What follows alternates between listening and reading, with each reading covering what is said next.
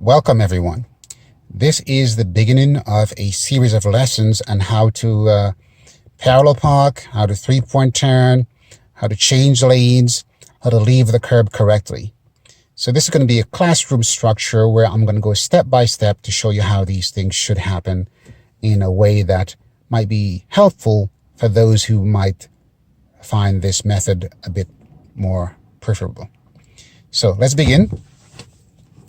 Now here on these lines here, I'm going to design a car, and I'm going to use that car to show you your blind spot areas and how your mirrors work. So let's make an image of a car here.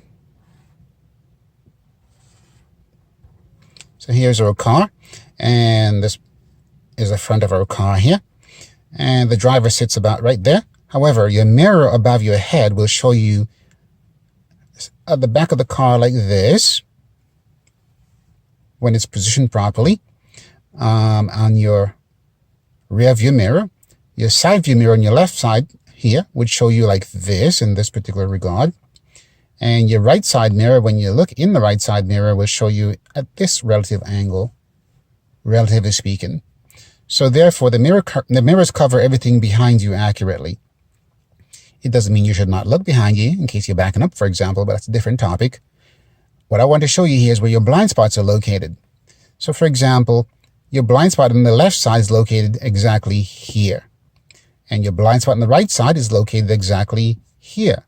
So if there's an object in that area and you don't turn your head, you will not be able to see it when you are leaving the curb and or changing lanes or even back into parallel park.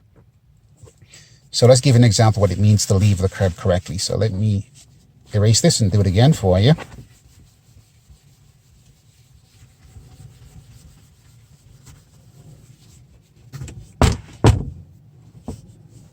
Sorry about that. So let's redesign our lanes. And here we are next to the curb.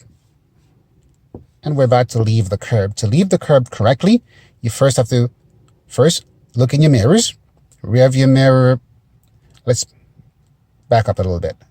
It's important to have the car in drive. You cannot leave if the car is not in drive. I hope you understand that already, but just in case. So put the car in drive, signal left, check the mirror above your head, check your left side mirror. There's no need to check your right side mirror or look over your right shoulder because you cannot go to the right. There's nothing over here. Sometimes there are trees and homes over here, but no need to look to the right. So put the car in drive, check mirror above your head, check your left side mirror, and once again, you'll check on the blind spot. Let's assume, for example, there are 2 lanes. And you look in the mirror above your head, nothing behind you. Look in the side mirror here, and there's nothing seen in the side mirror. However, there could be a car in the lane right here exactly, and you do not see it because it's in your blind spot zone as you sit right here. So when you leave on the curb, the DMV and the driving instructors, they ask you to look to your left. That means you're going to look approximately 90 degrees to your left. So 90 degrees is right here to cover this area right here. So you can potentially spot this vehicle here.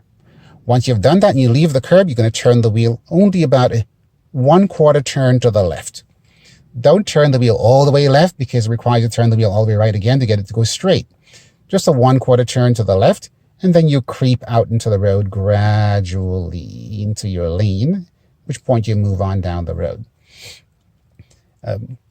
So this is basically how you leave the curb, whether you're taking the road test or just practicing for the road test, which is in fact the same thing. Also, as you leave the curb, do not accelerate from the curb. Allow the car to roll out from the curb before you accelerate.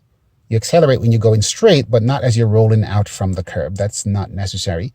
Also, when you leave on the curb, if there's another vehicle behind you, that vehicle behind you should be approximately 1 block or farther away. If the car is within this range here, for example, and you leave on the curb, that is dangerous.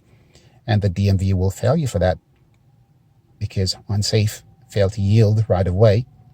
So no one can be within a 1/2 block of you when you leave on the curb. If the person stops and asks you to go ahead of them, please just go by the law, let them go, and you go after them. It's not about kindness and doing a road test. It's about the rule of law. So that is how you leave the curb.